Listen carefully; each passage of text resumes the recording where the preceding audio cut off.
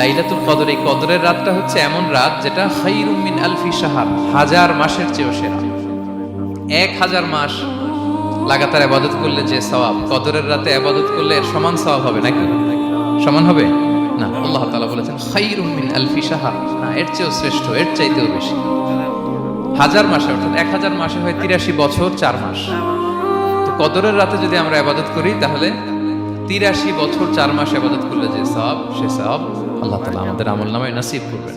তো আমরা যেন এই কদরের রহমত বরকত থেকে যেন আমরা বঞ্চিত না হই।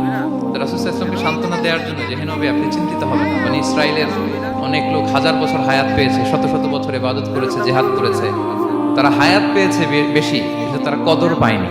আর আপনার উম্মতকে আমি হায়াত দিয়েছি কম কিন্তু তাদেরকে কদর দিয়েছি। সুবহানাল্লাহ ওয়া বিহামদিহি, লাইলাতুল কদর দিয়েছি, যে কদরের রাত 1000 মাসের চেয়েও সেরা।